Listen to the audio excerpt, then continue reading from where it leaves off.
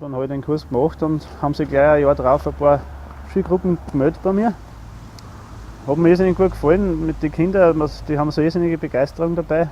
Sind irrsinnig dankbar, wenn wir uns die Stiere streicheln dürfen oder uns ein bisschen Einblick gewinnen in das Leben da am Bauernhof. Und in der heutigen Zeit, wo sich vor allem im städtischen Bereich die Kinder immer mehr entfernen von dem, was eigentlich Lebensmittel ausmacht, denen fehlt meistens schon der Bezug eben zu Lebensmitteln und denen wollen wir das wieder ein bisschen näher bringen.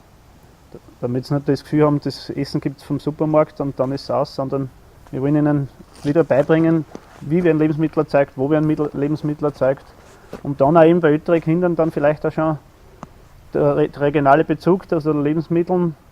Das ist ja momentan ein großes Thema, CO2-Ausstoß, CO2-Reduktion, und ich glaube, in die Richtung sollte es auch gehen, auch vor allem dann in den höheren Stufen, dass man denen das Bewusstsein mitgibt, dass regionale Lebensmittel eigentlich die Umwelt entlasten und auch viel gesünder sind.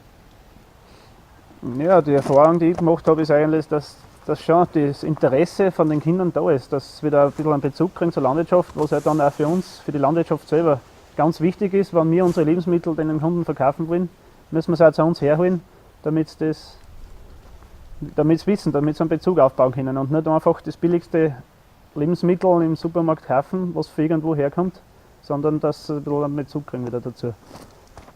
Ja, nachdem die Erfahrungen relativ gut sind, was Schule und Bauernhof anbelangt, wollen wir sie sicher in die Richtung ein bisschen entwickeln und das forcieren. Ich glaube, da ist Potenzial da an Schulgruppen, vor allem der Trend geht wieder hin zum Projektunterricht. Sonst können die Kinder auch 2 oder 3 Tage rauskommen.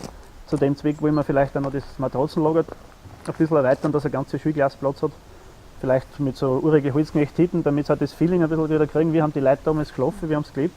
Weil im Sommer braucht man nicht heizen, da ist das nicht so genau bei der Unterkunft. Ich glaube, dass wir da irgendwo ein bisschen was machen könnten. Und das Echo und auch die Rückmeldungen von den Schulen, die wir bis jetzt gehabt haben, stimmen uns da recht positiv, dass das hinhaut.